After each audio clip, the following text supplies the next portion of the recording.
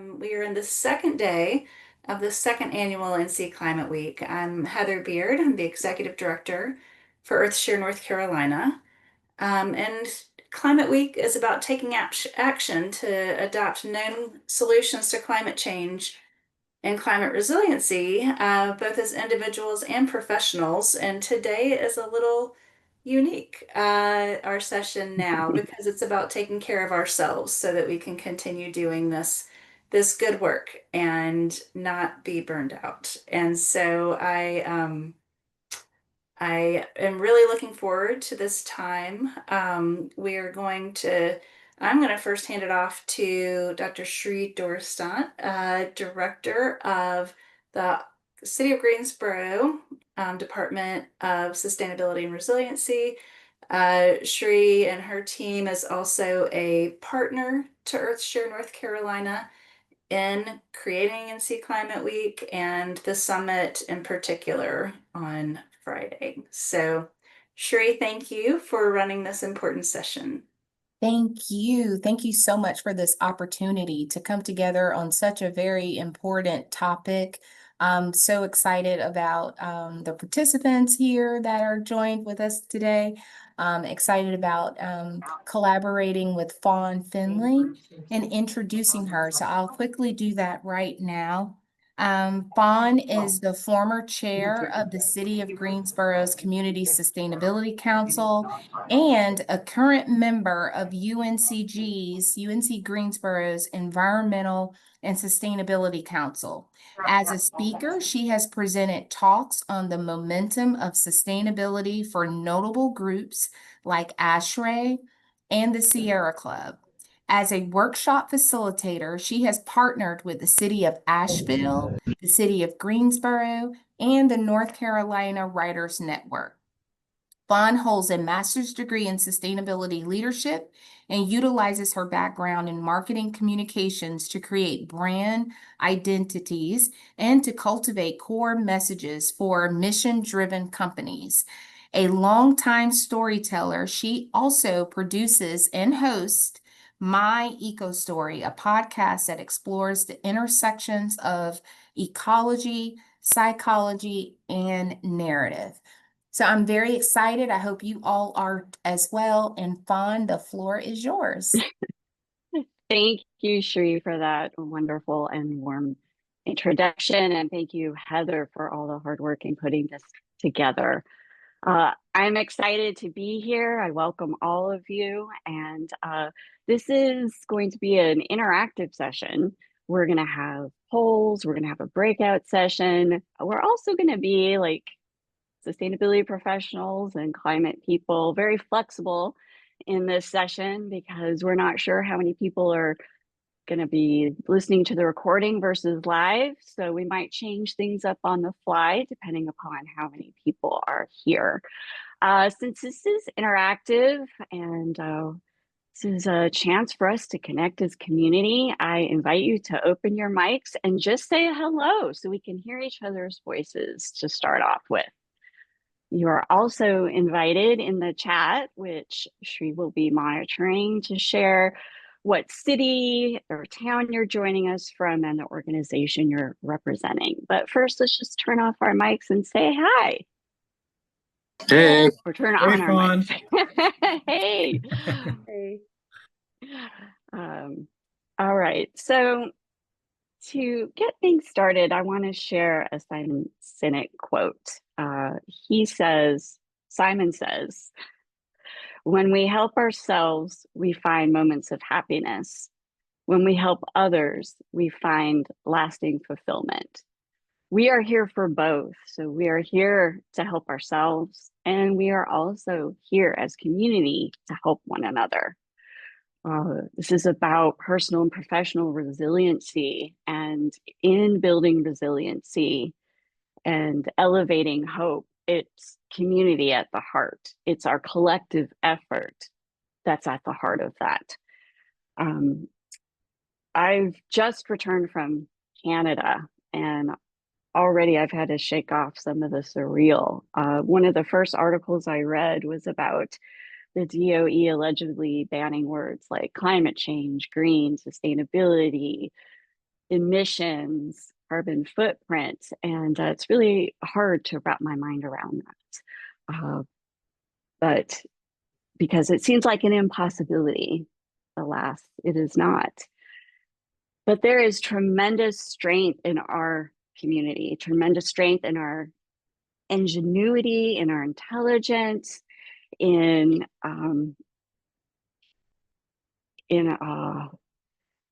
and most importantly, in our camaraderie and our collaboration.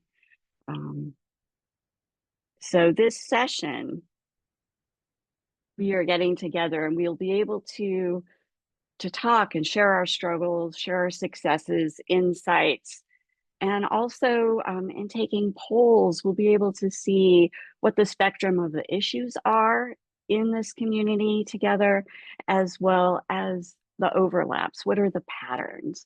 And we really hope, our intention is that you find this a really excellent use of your time. You come away with something you hadn't thought of before. You offered something that helped somebody else, that touched somebody else. Anything's possible. So let's jump in. And first, let's do a quick, I invite you to do a quick exercise. And all it is if you can write one word in the chat, which is going to be important for later, of how you feel in this very moment. What's one word that captures how you feel right now? If you want to take a breath and then just like, okay, here is the word, and please share it in the chat.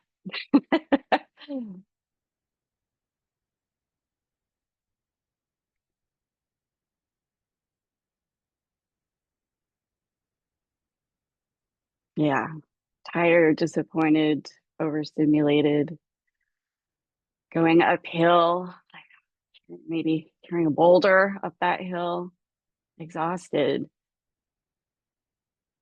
overwhelmed.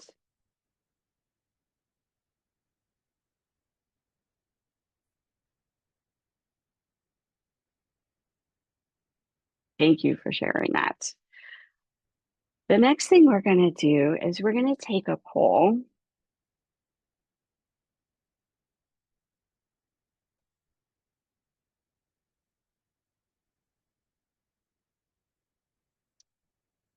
And Heather is going to put the poll up, but you could get a little preview here. So, what is your most pressing climate issue right now? There are 5 to choose from. If it's something else, you can also choose that and just pop it into the chat.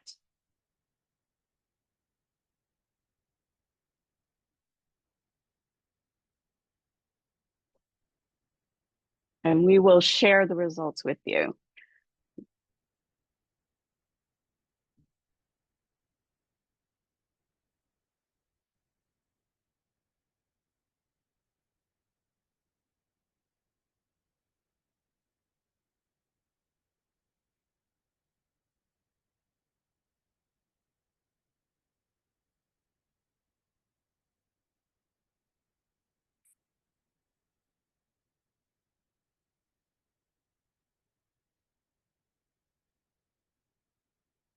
And if everybody's had enough time to fill out the poll, Heather, if you could pop those results up, that would be great.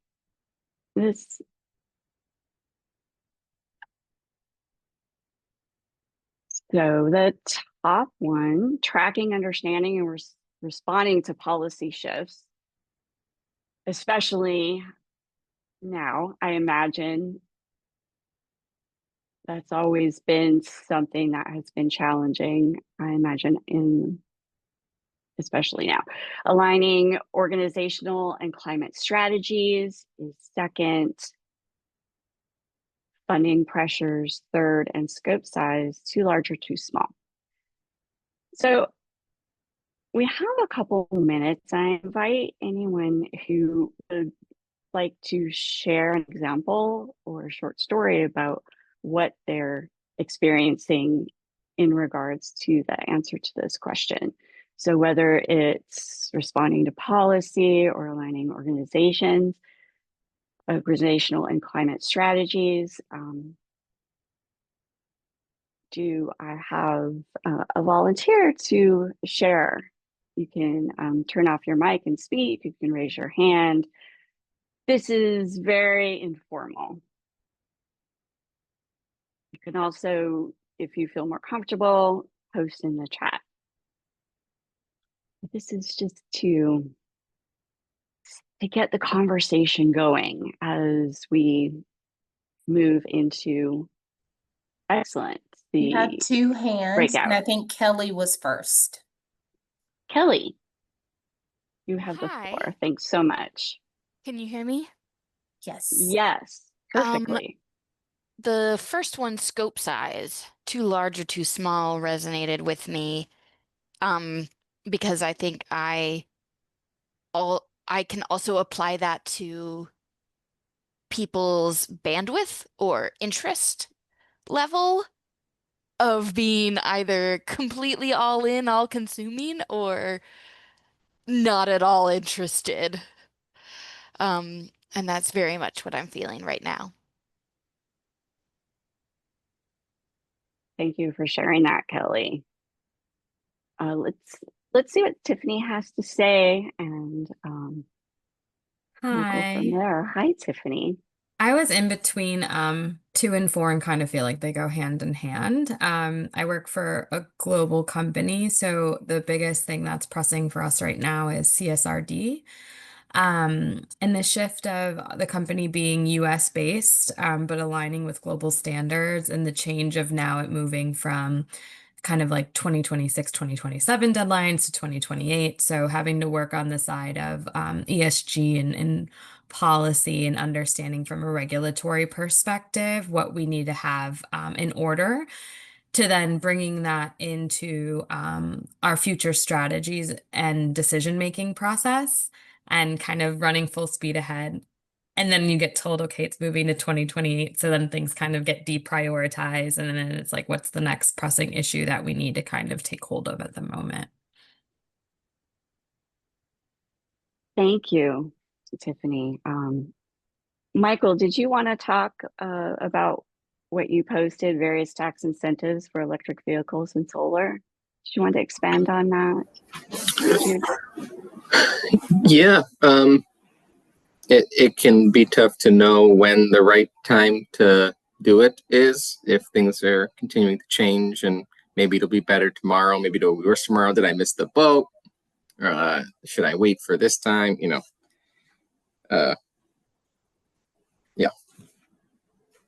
So would it be safe to say what all these have in common is there's a lot of unknown, a lot of working in the vast unknown and having to constantly shift, which is exhausting in and of itself, but it also creates a sense of, I imagine, and you could just pop in with your mic and share yourself, a constant looming doubt. Like, are we going the right direction? Are we doing the right thing? Which path should we follow? Does any of that resonate? So absolutely. This is Yeah. Bob Powell. And mine was actually funding, but related to what everybody's saying, this whole business of uncertainty. And so, again, with everything that's coming down from the federal government, it hasn't quite hit yet. Some of it has hit, like electric vehicles and stuff. There's still so many questions, but it just seems like we're just around the edge from, I'm going to say, catastrophe.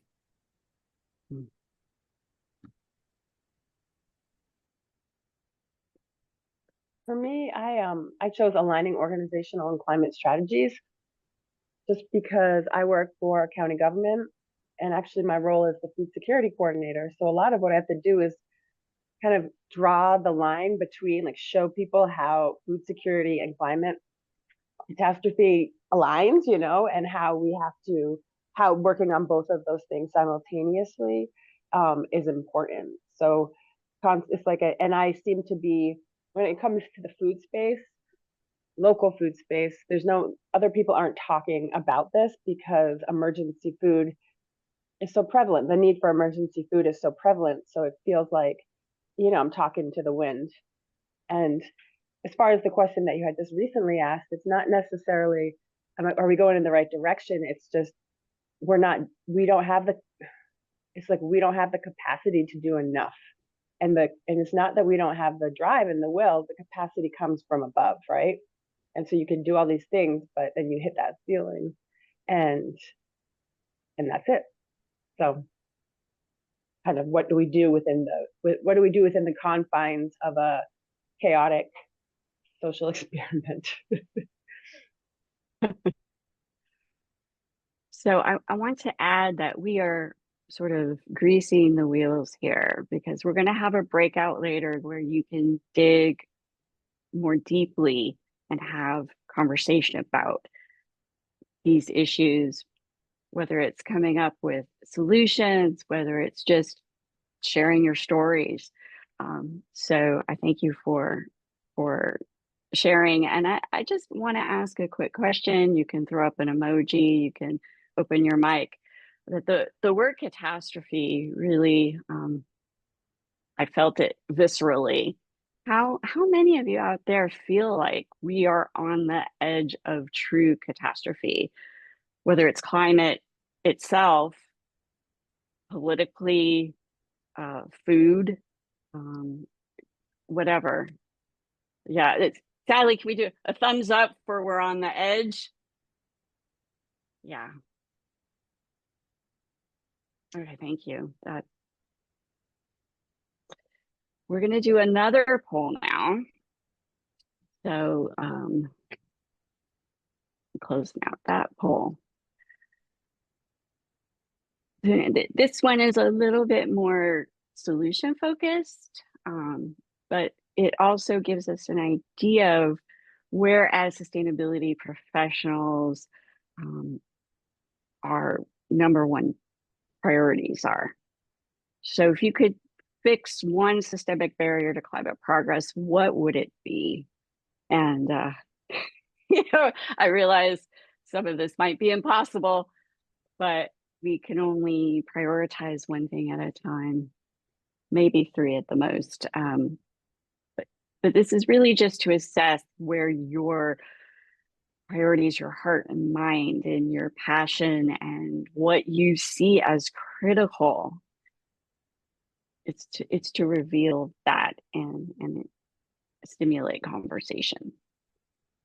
And again, if it is something else, if it's not captured here, please share it in the chat.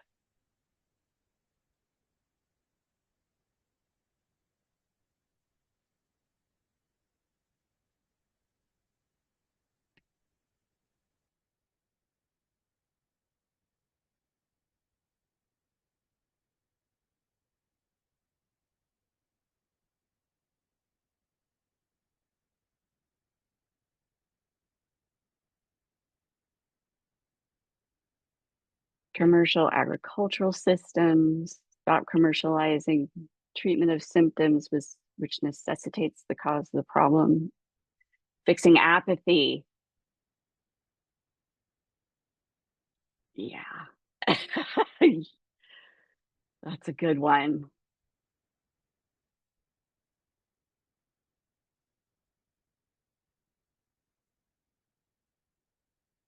We'll give it another few or so seconds, and then we'll pop up the results.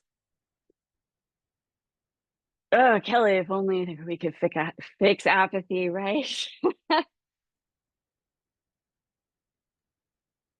Right.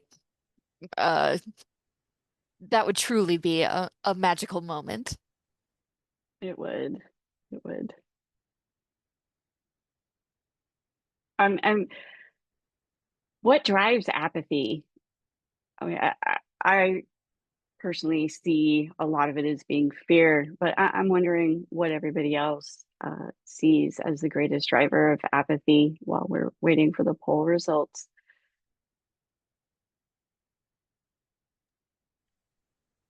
fear and overwhelm, feeling powerless, Misinformation. Powerlessness, misinformation, fear. Okay, so here are the poll results. Fragmented government is, as you can see, is number one. Inequitable resilience funding, which of course is just one part of equity issues across the board. And something else, as we see in chat, feeling of hopelessness from Jennifer. Michael, my small actions have no consequence compared to large corporations. I'm really glad you said that, Michael, because I feel like that is at the heart of this sense of disempowerment. And Paul Hawken gave me great hope with his book, Blessed Unrest. And he talks about the invisible momentum and the invisible, and that's all of us together and millions of other people across the planet. So I think it's really important to be here and to keep in mind that all of us are working, even though we might not be, well, we aren't a corporation together, we are a community. And as a community, we have more power.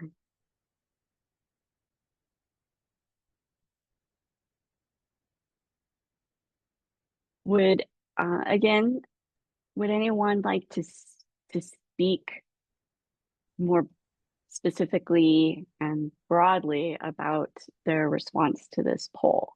Robert, you have your hand So up. actually, Faun, what I'd like to do Yes. is hear more from Charlie and Mariana. They've got kind of this overlapping thing of what's happening with commercial systems, and I'll ask them chime in. to speak Thanks, Bob. a bit more to that. Yeah. I think that's kind of what I'm getting at is I see all these things that we call systemic barriers here. They aren't barriers. These are symptoms. The barrier is the fact that we're looking at the world wrong, that we look at ourselves as different from it. And, and I think we're at a different, the more we talk about sustainability and we continue to kind of do some of these same conversations I've heard for the last couple of days now, we're missing this leap that's occurring with our understanding of the world, where we're moving from a binary world to a quantum world, how we see information, how we use information, how collaboration occurs. You call it the blessed unrest. Other people would say that's quantum occurring. What Paul was referring to, we're now starting to see technologically confirmed through various ways of modeling and connectivity. And I think that, we feel this lack of agency and this lack of ability to do what we need to do, and it manifests as fear and all these other things. But what it really is we have a hard time admitting that we might be looking at the world wrong. That in reality, it's supposed to be constantly changing, and we've created our entire systems about stopping that change to create wealth. And what we really need is prosperity, which is access and agency and all these other things. And all wealth really is exhaust. And we can see it piling up around us. But, instead we try to say, well, how can we reduce that exhaust? No, we got to start putting this stuff back into living systems. And I think to me, we can't simplify this anymore. And we just got to move on from those people that require that. Because the future is going to occur the way nature wants it to occur. And either we're going to be in line or we're not. So that's kind of where I am. And Bob and I've had some great conversations down this road. So thanks for nudging me. For the other half of this is, Mariana, if you could, how does this look like with agricultural systems, right? Hi, I mean, yeah. yeah. So I says Mariana, just for the record, my name is Alyssa, but you can call me either. And I am pretty in line with what Charlie is saying on a spiritual and philosophical level, like in my life. And when it comes to agriculture, not to demonize commercial agriculture because it's had its place. However, unless certain systems or incentives or things are put in place, we're not gonna even, I mean, we're not gonna, everyone's worried about having enough food for the future populations, right? But so much of the climate issues are happening because of commercial agriculture, and then therefore can be solved by applying different practices. I'm not sure how to do that. I've been in this, doing this work, thinking about these things for over 20 years, and I don't know. I don't know what it is. I just know that for me, most of it lies in the soil, and if we continue to deplete it, then, yeah, then we won't have any more left. And therefore, there won't be anything left. Not to be doomsday, but Well, as we all know, the planet's going to be fine without us. We hope. It's not saving the planet, it's saving ourselves. And all the species. I mean, that's the thing that I think Charlie was saying too, is like we're not separate from, we're all interrelated.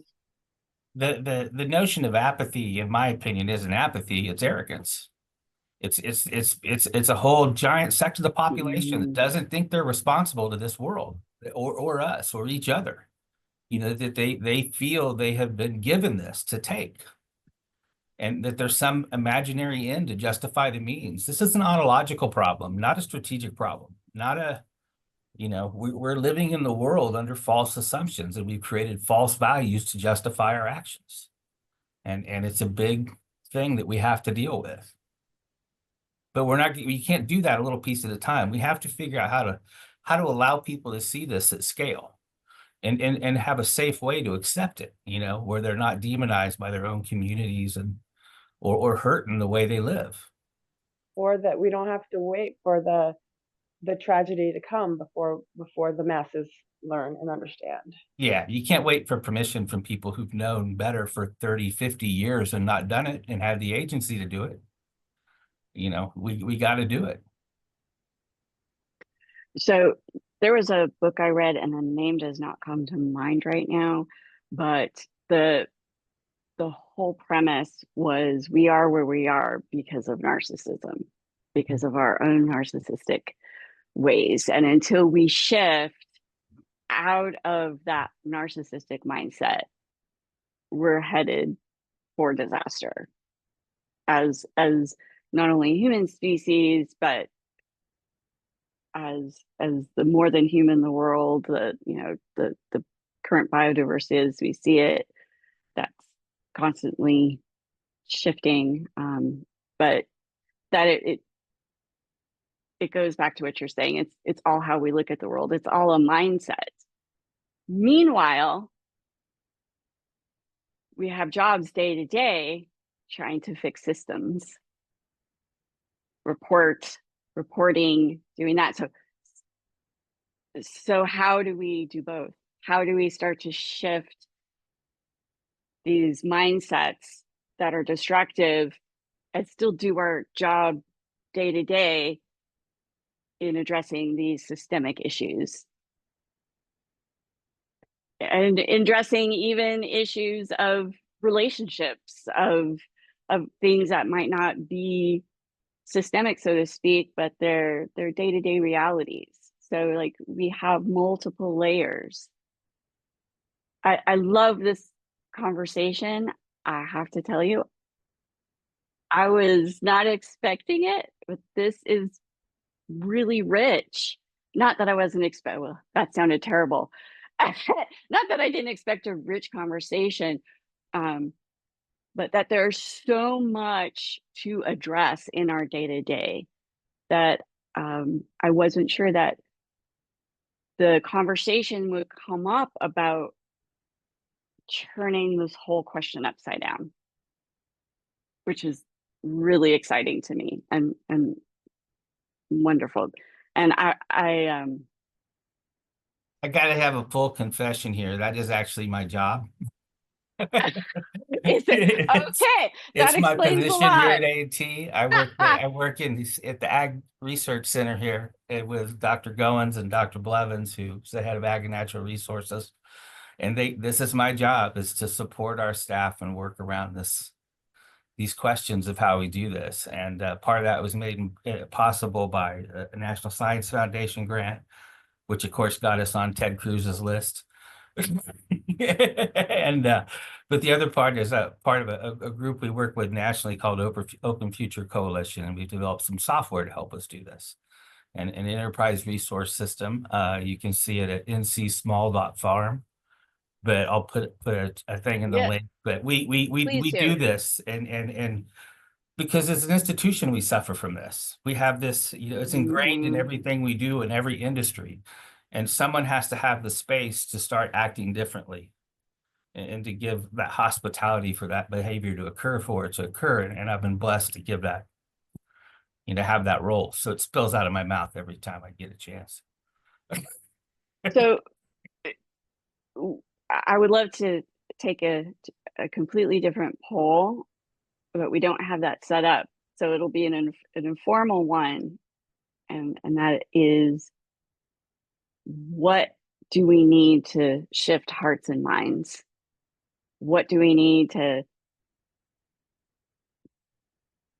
pull ourselves away from the narcissistic mirror and see ourselves as a biological being, part of nature? Because if we see ourselves as part of nature, how can we then destroy it? Because I don't think we see ourselves as that, as the human species for the most part.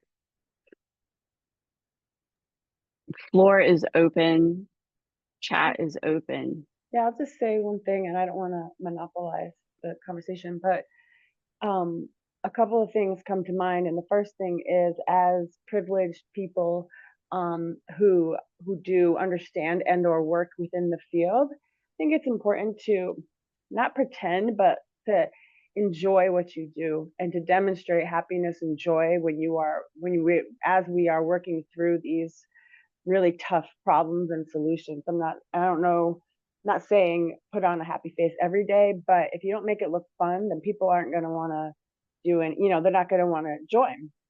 And then the other thing is that recognizing that being able to have this conversation is a privilege.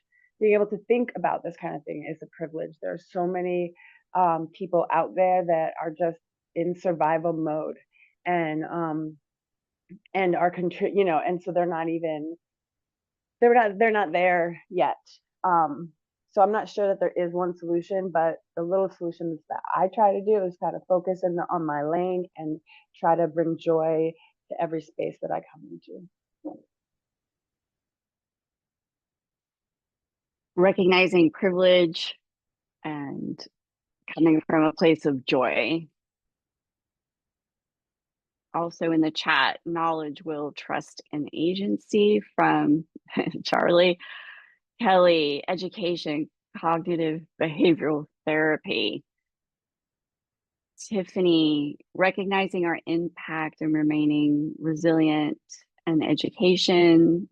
Kelly, community building. There's no pressure, but I invite Tiffany if you'd like to say more. And also Jeanette, if you are invited to share more if you're able and comfortable. Yeah, I think kind of building off what everyone is saying. Sometimes it feels like we're a big fish in a small pond, and then other times it feels like we're a small fish in a big pond. So staying true to our roots, I think networking, collaborating, having open conversations with each other, knowledge sharing is so powerful. It doesn't matter what industry or sector you're in. I think we're all kind of working and moving in the same space and towards one same goal.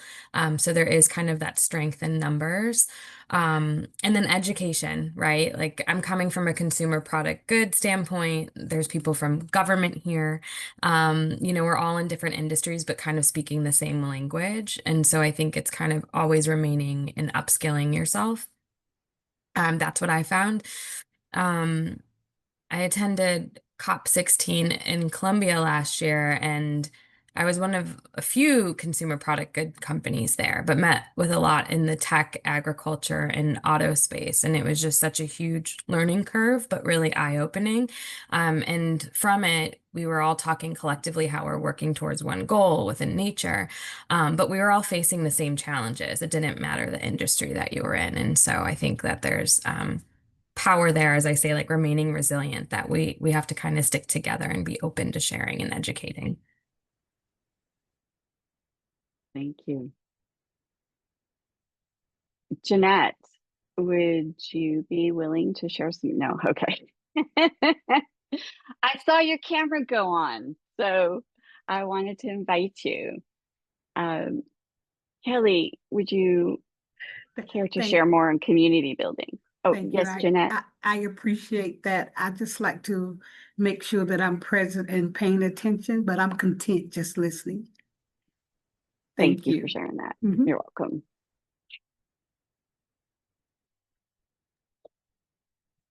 Kelly, did you want Sure. to say? Okay, great.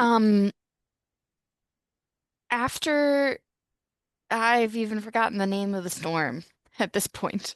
Helene? No, Oh, the current one? the July storm that unexpectedly dumped all of its water in Hillsborough, Saxe-Bahá, and Durham. Um, whatever that storm was.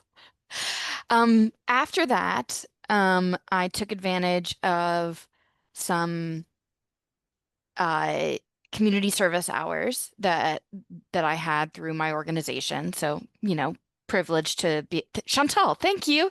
I took advantage of some community service hours and I volunteered to dig in the muck with Triangle Mutual Aid. And I think what triggered me saying community building was what Elise was saying about people might not have the space to think about this. When I think about the family I served on the day that had nothing and and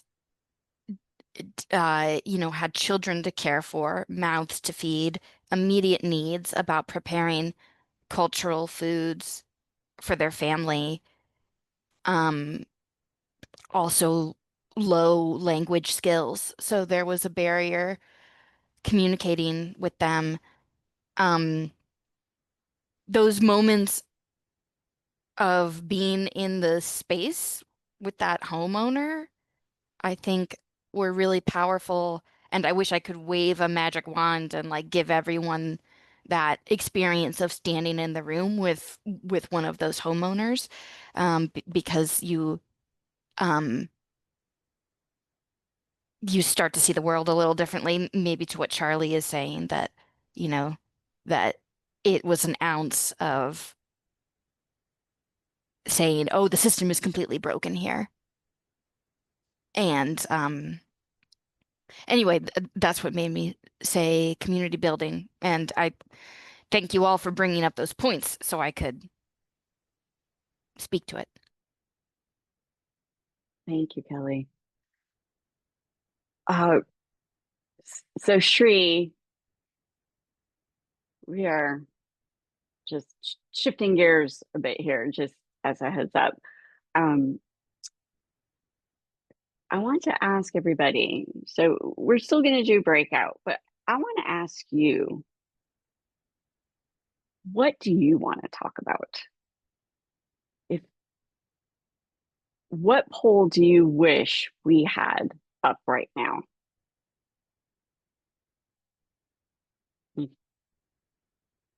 Take a minute or two to think about it. A whole minute or two. It's a lot of time. Can you ask that question again, Faun? Absolutely. So, what poll do you wish we had up right now?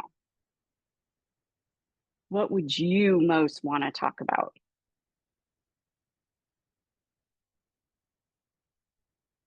Because there was some expectation you had based upon the description of this session.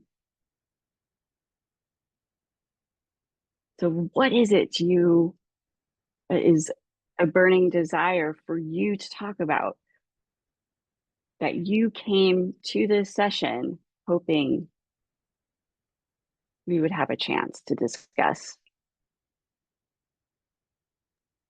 I'm gonna have to verbalize this. can't chat it. It's but I think, you know, what got me about the number one, I've just been studying what we're doing.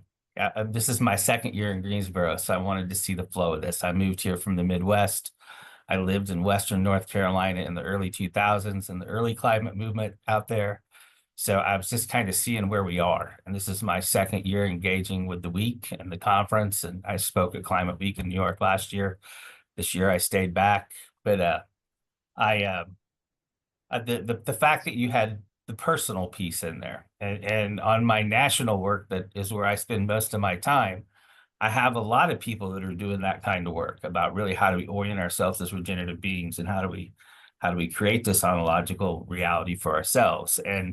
But I find them to be in different rooms, and very rarely are they overlapped with the strategy. And everything I've heard so far up to this call has been, okay, here's this business that does this, that does that, that does this, that, you know, the same old crap. I hate to say it. I mean, I've enjoyed it. I found it very great to connect. But, you know, I feel like we have all this potential right here in North Carolina, and I want to see it explode. I want us to move to the new level, because the new level is about ontology. It's about learning how to redesign our finance. The systems aren't broken. We're applying them with false realities and false understandings. And the more we lose our education, the more we lose our media, the worse it gets. And when are we going to stand up and in A&T speak, take our seat at the counter and make this go? You know, it is one of those moments.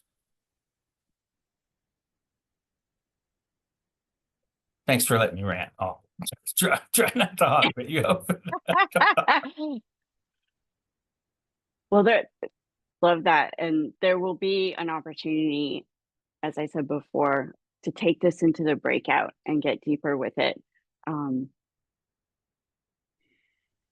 And Mariana said, I would love to know what everyone is doing, working on. What do we need help with? How do we connect support efforts, which overlaps with what you said, Charlie. Like, how can we make this explode? How can we synergize? How can we, and Michael added, remain motivated against such strong headwinds, which is interesting, Michael, when you see the breakout questions or prompts rather. So we can take, looking at the time. Yeah, let's take a few minutes. I think we have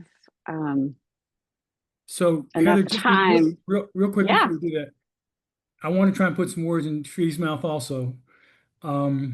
The other part that I heard in the question was personal health. How do we take care of ourselves in the midst of all this crap? And for me, it's very important that Shree be taken care of, because Faun, you know, as a former council member, Shree's job is the biggest thing that's ever happened to Greensboro. And Shree, and then I see Michelle there. The fact that we have staff people doing this work is a blessing we cannot waste. And so, you know, let's figure out how we can take care of each other, but also how we can take care of ourselves. 100%. And I have something to share with that, but I open the floor to suggestions in chat, to anybody who wants to pop up, open their mic and just chime in. How do we take care of ourselves? I do news cleanses besides what I'm going to share with you later. I would just like to add, based on some of the conversation and looking at the chat and hearing everyone's feedback, that working in an office of sustainability and resilience, which is new, you know, still I would say we're 3 years, post 3 years in with the city of Greensboro, is I mean, it's definitely days where I've saw you're overstimulated, there's a lot of pressure coming from federal government, the removal of certain terminologies and things that are occurring. I would say one way that I feel fulfilled in this work is that collaborate, like building that community building, which was another comment in the chat. Like, how are we collaborating and working with others to really push that needle forward more? It's hard to sometimes get the internal buy-in that you need. So, Greensboro is changing. We're about to get a new mayor. Things are, this is election year. So how are we going to enter this new, I mean, we're already, seeing some shifts from a federal level, but how, this is going to change significantly depending on, what our new city council, looks like come next year. So that is very, is driving that to me, that foundational element of how are we collaborating more and how are we doing more community building? So it's not, it's city government, but it's also community collectively working together to do this work. And I think, Shree, I love that. And I think what I'm hearing you say, and what at least I feel, is that community engagement, that community work is self-care. For at least for me, it's a big part of it, even though I am an introvert. I really definitely need my alone time. But yeah, you're not though. But I think that that's one way to, like, if we can be authentically in the community and ourselves, and that's a way of self-care. Yeah, and it's me, when I said fulfillment, I meant like if you go somewhere and you see the community, you see the nonprofits, you see representation from all sectors working together to push something, that's when I'm like, all hands are on deck. We got OSR, check. We got CSC. We have all these major players. This is a college town. We have that. I can see it sometimes and I feel it. And that's when I feel a recharge to really come back internally and try to push for more resources and things like that. So that's why earlier in the chat I put overzealous, because it's like sometimes you're overstimulated, but you're working and trying to put and align all of these dots to kind of push that the needs more. Yeah, I really believe that hope is elevated with collective effort. In isolation, it feels sometimes like the world's going to end, especially now. Thank you for sharing that, Shree. This seems like a good time to put up this poll. So I'll let you take a few seconds or so to respond as soon as it's up.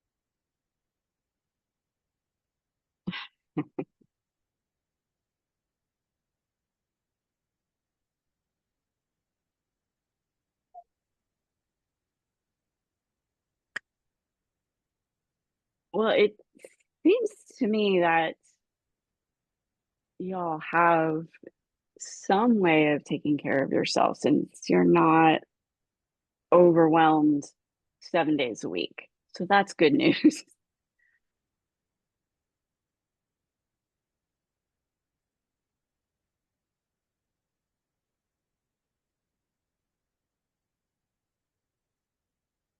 And I invite you to share in the chat some of the ways that you calm your nervous system, because we have to be able to calm our nervous systems to keep doing the work.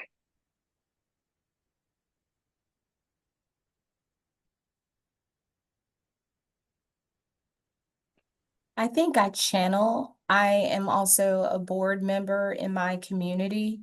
So it's so interesting when this conversation follows you and other, like you're not at work, but you're at in your home, but these conversations are, and to me, that just while, there's levels and moments of being overwhelmed, there's also people who just wanting to become more engaged. So that's sometimes how I can go and talk to others outside of my, wearing a different hat. And for some reason that's soothing for me because it's showing I'm trying to extend research. I'm trying to do more to kind of, I don't know, it's like I always see it as a moving jigsaw puzzle. And you know how you feel when you get that jigsaw puzzle put together. So there's that constant like, ooh, I got some more pieces together. And that's kind of how I soothe myself. I still have a billion pieces, but I can see some formation, right? It's coming. It's a wonderful analogy as right. So all the pieces is chaos, but as you see them coming together, then that gives you motivation to continue. I see that in my late night baking habit. A lot of pieces coming together. Yes. I share that one. I've spent the last 30 years managing hundreds of projects a year, and people have always asked me how I do it, and I say just keep it like this. The one thing you learn as a planner is no plan gets implemented that doesn't get changed. Mm. And once you get over that notion that it's going to be the way you want it to be, it's going to be that, if you could just kind of keep it all right there and not let it fall behind, then it'll find its way, but leave space for it to get there.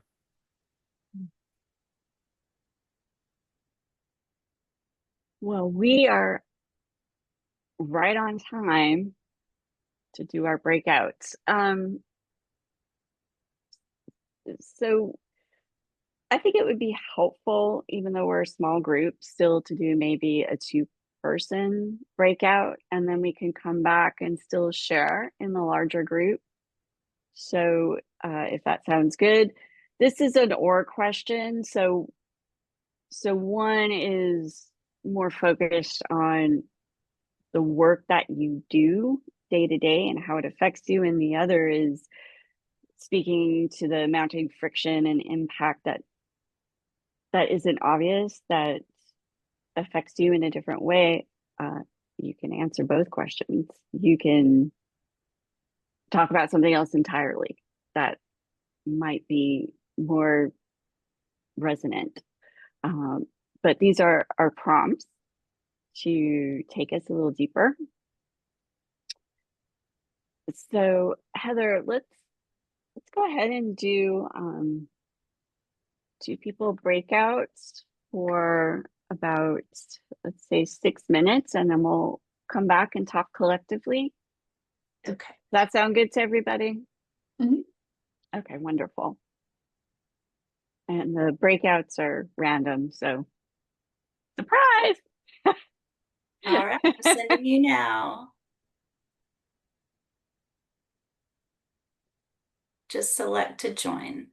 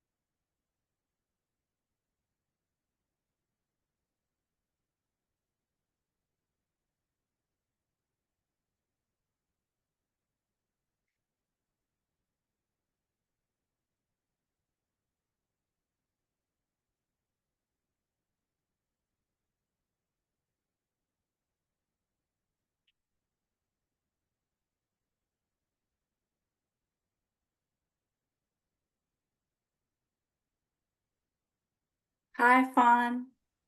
Hi. I don't know how much time when we were supposed to wrap that up, so I just closed it. Yeah, exactly now. That Amazing. was perfect. Amazing.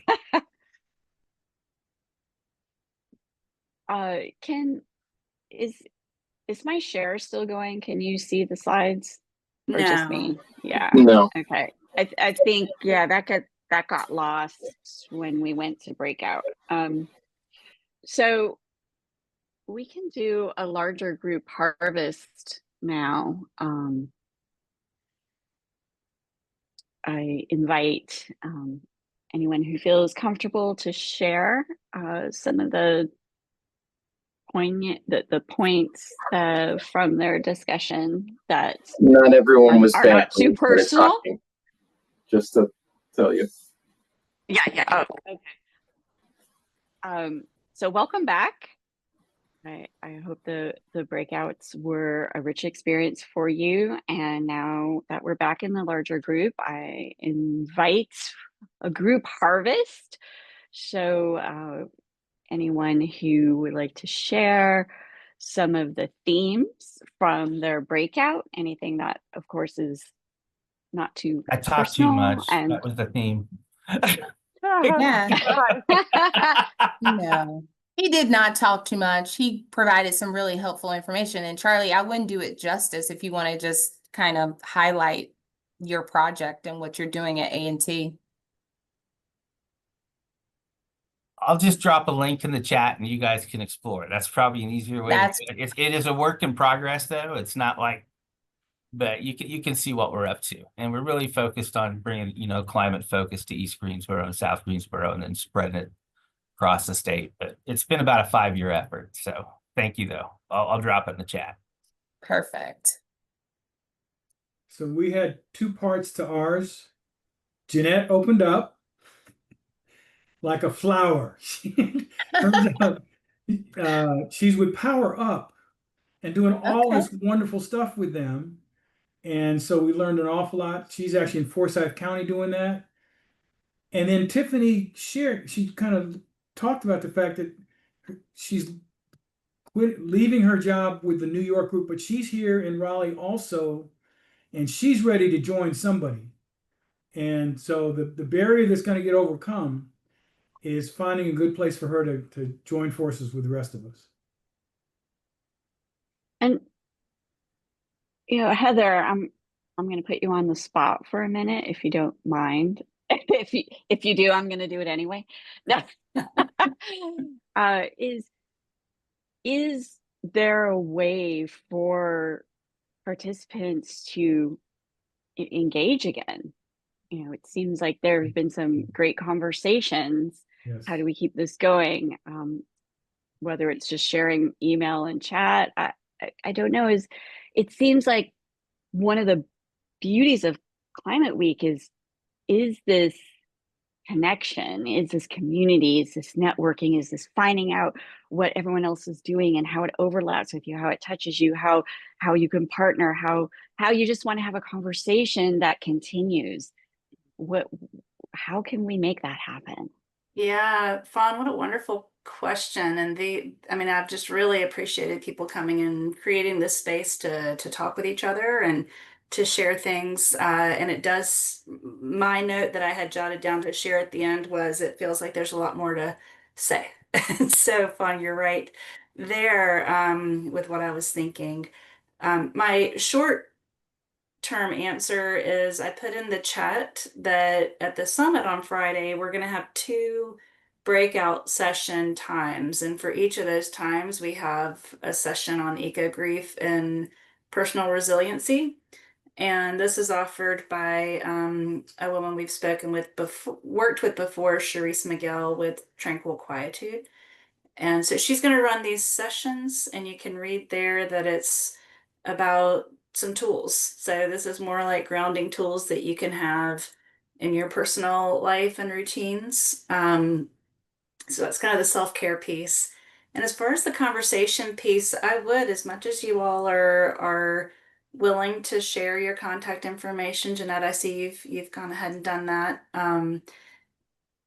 And I'm happy to support a conversation continuing. So if you would like to be in something like that, I guess the answer is to indicate that in the chat. And I am happy for Ursula, North Carolina to be a place that can continue. Thank you. Thank you, Heather. I'm going to go back to sharing my screen. And before we move on, was there any other share from the breakout that you would like to share with the whole group? Michael helped me reposition something I've been feeling, and I've been feeling personally pretty obnoxious because I just keep telling people about Climate Week nonstop, and I'm like, I'm thinking, oh my gosh, I've got to reel this in. I'm wrecking things by being too in by, texting group chats that don't need to be texted.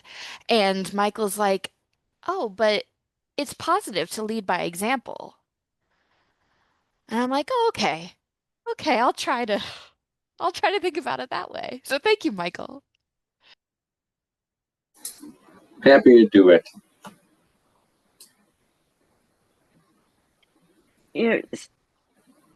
Considering that climate and sustainability are such large umbrellas, I'm curious how everybody stays focused. So there's the question of overwhelm and burnout and how you manage all the pieces. And then there's the question of focus. I'm interested to know how you stay focused on what's most important.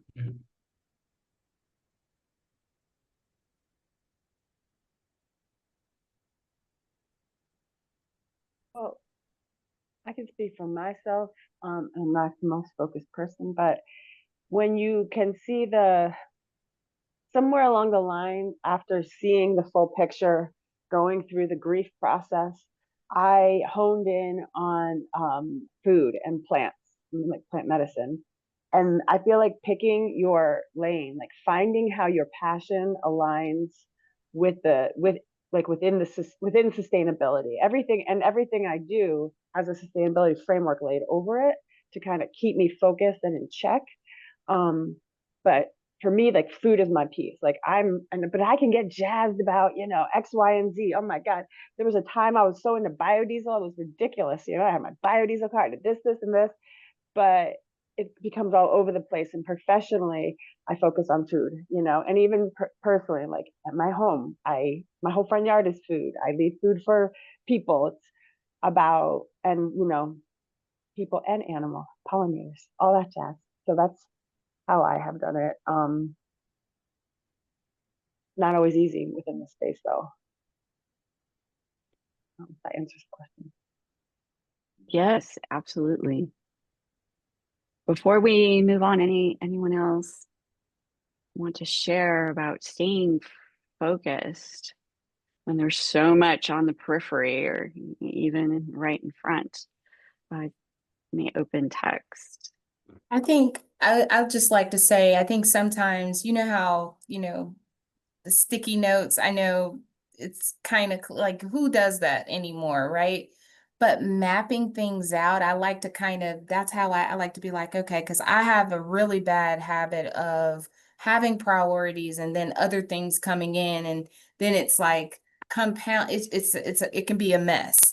So I like to do like a little mapping tree where I'm kind of mapping out and know, okay, here's what I'm trying to accomplish today. If I can accomplish at least those things that I've kind of outlined for the day, then I'm okay, right? That kind of helps me kind of zoom in. But if I leave the office and I have not accomplished the things that I've set for a certain day, then that's when I feel like I'm kind of in trouble with myself, like, I'm further behind. So that's kind of my way of trying my best to stay focused. It's like almost I'm making it into like a game. Like I'm like, I can do this today. Let me do this. And if I could do that, then that makes room for more accomplishments. Gamification. It also overlaps with joy that Mm-hmm. Mariana was talking about. Yeah.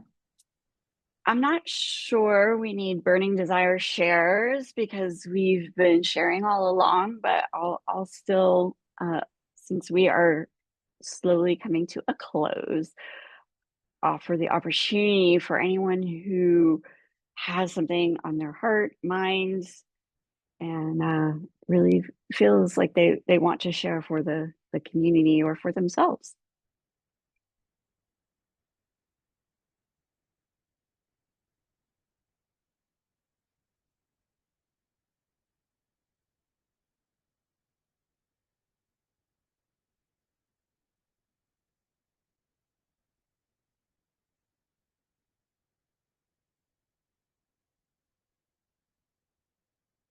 Alrighty then. So in the beginning, we opened with one word that captured how we felt in the moment. I now invite you to do that again. And we can go ahead and put it in the chat. You can call it out by unmuting yourself.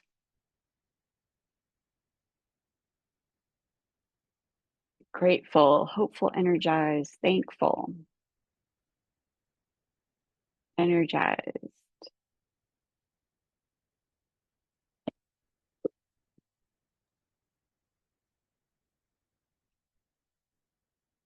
more focused. That's interesting because Charlie also said grateful. It came up in another box. So we have two gratefuls. Reflective, energized. So compare that with the words you started with. This is what coming together in community does. So love that Heather will support more of this, and whether it's in your own community or with the professionals, with the new friends and new colleagues that you've met in this NC Climate Week journey, let's keep this going. It's really important just to have the conversation. We think we don't have time for it, but look at what this last hour has given us. And this is just, Shree and I talked about, this is just scraping the surface, right? I mean, we could have an entire day to really dig into these issues. But just even scratching the surface is helpful. And I am grateful that you have been so present in this session. You have made this session, so thank you. And now, in reciprocity, what I have next is something that I offer, but that I created an abridged version that you can do with your teams. It's called unearthing. And the idea is to reconnect with nature and restore your energy, regenerate your team.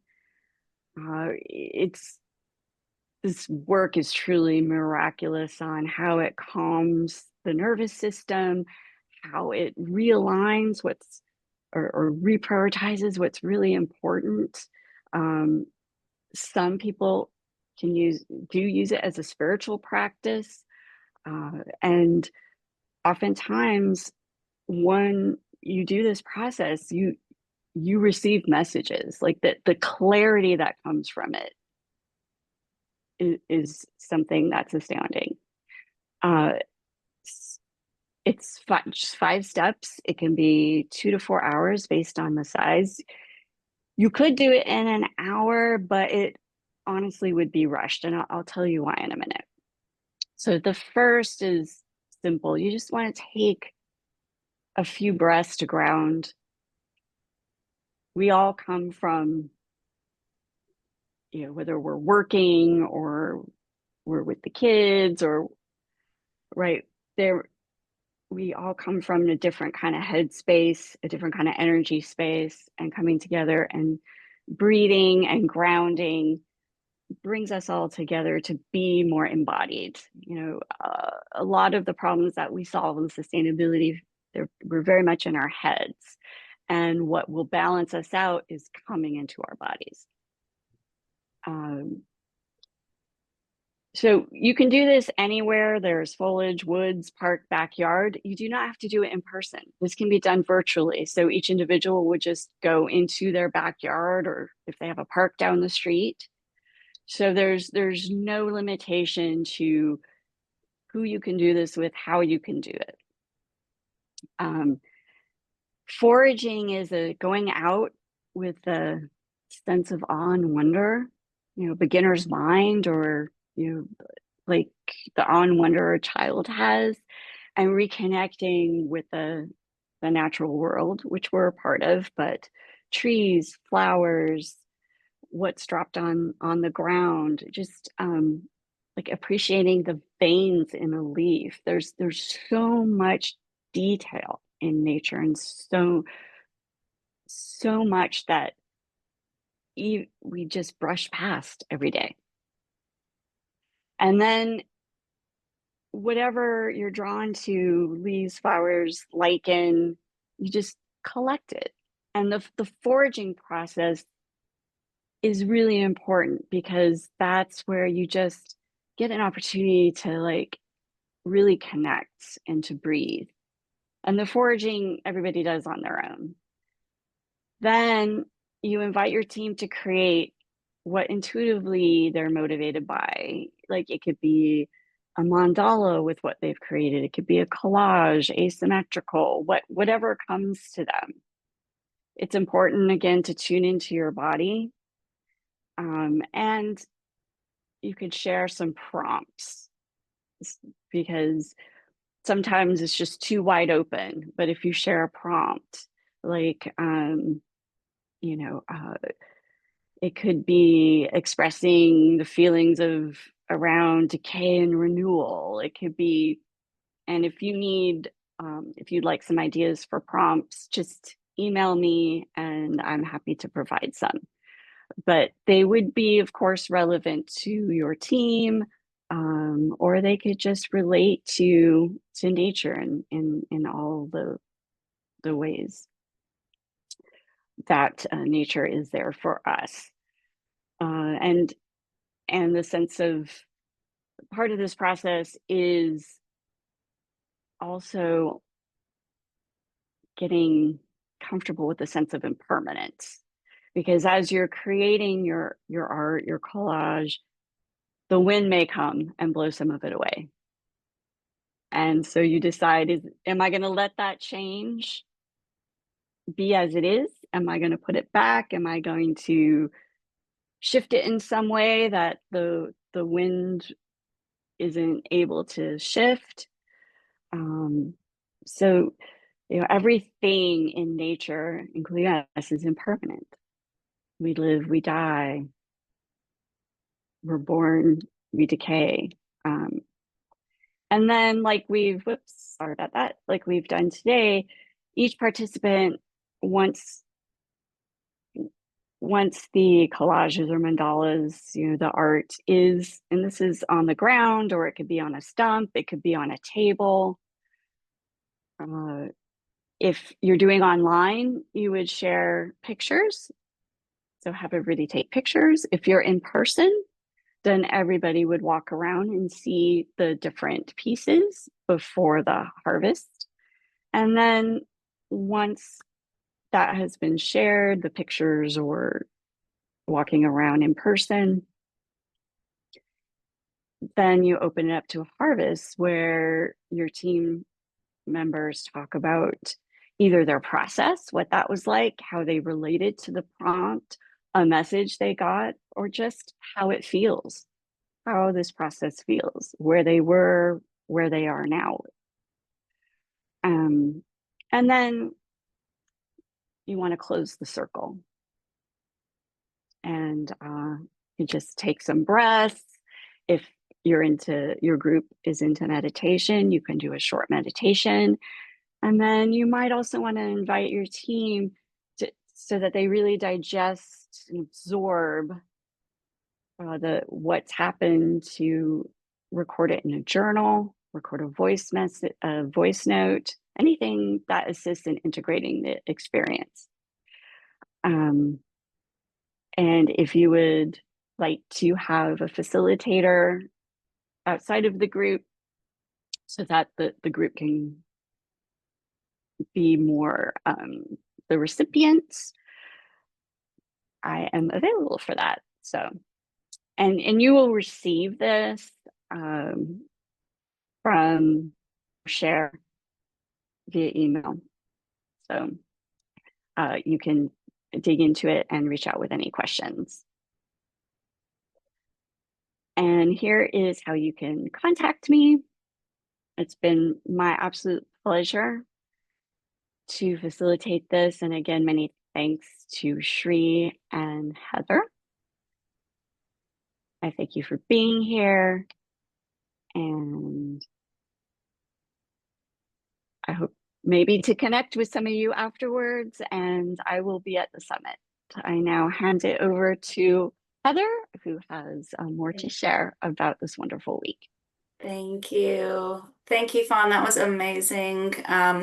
One of the things with this amazing week is that we have another session happening in 4 minutes. So we're gonna, and Faun did a beautiful job wrapping up exactly when I asked. So I will just say thank you all for being part of NC Climate Week, being part of this special conversation that we had today. Go to the website, check out the other sessions that you might want to take part in. Shree, thank you for moderating, and I hope you all have a good afternoon. Thank you. Thank you. Thank you. Thanks, everyone. Thanks so much. Yeah, thanks for coming. This was really great. It was good to have this community time. Awesome. Wonderful. Thank you. Thank you. Thank you, Bye. everybody.